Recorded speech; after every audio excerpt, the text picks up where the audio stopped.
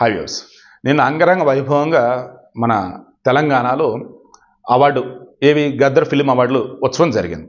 అయితే ఇందులో కొంతమంది అవార్డులు తీసుకోవాల్సిన వాళ్ళు దాంతో దిల్ రాజు వచ్చేసి ఓపెన్గా చెప్పేశాడు. ఏమనంటే, ఒక రాష్ట్ర ప్రభుత్వం అవార్డు ప్రకటించింది అంటే దానిని వచ్చి తీసుకోవటం పద్ధతి, గౌరవం, హుందాతనం.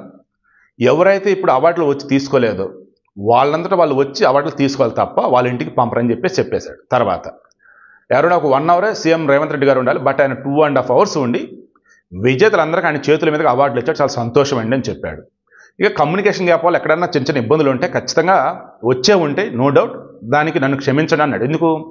Telangana field development corporation chairman కదా దిల్ రాజు, అలా అనమాట. ఇక రాను రోజులలో కూడా సినీ ఫీల్డ్కి సంబంధించి రేవంత్ రెడ్డి క్లారిటీ ఇచ్చేశాడు. మీకు ఒక ఇండస్ట్రీ అన్నట్టు, మీది వచ్చేసి ఒక సెక్టర్ అన్నట్టు, నేను మీకు సముచిత స్థానం ఇవ్వడం రెడీగా ఉన్నాను.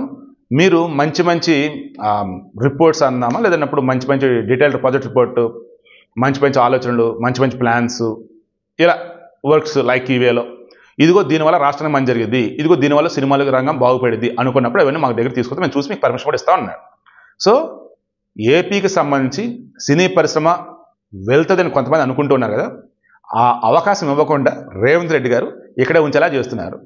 అండ్ పవన్ కళ్యాణ్ అక్కడ ఉన్నాడు కాబట్టి, చంద్రబాబు గారు ఆబ్వియస్లీ అనే సినిమా వాళ్ళకి ఫ్రెండ్లీగా ఉంటారు కాబట్టి, మరి వాళ్ళు రానున్న రోజులలో ఏ రకంగా ప్రోత్సాహాలు అందిస్తాం, ఏ రకంగా వీళ్ళని అట్రాక్ట్ చేస్తారని చూద్దాం.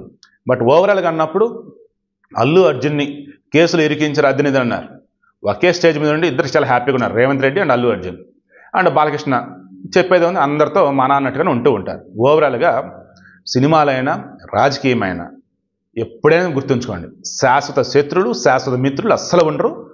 రాజకీయ నాయకులు, సినిమా వాళ్ళు వాళ్ళ ఫీల్డ్లో వచ్చేసి యాక్టింగ్ అనేది ఉంది చూశారు, అది వాళ్ళకి బాగా వచ్చి ఉండాలి, ఆన్ స్క్రీన్ కానీ ఆఫ్ స్క్రీన్ కానీ. అదే మరల ప్రూవ్ అయింది.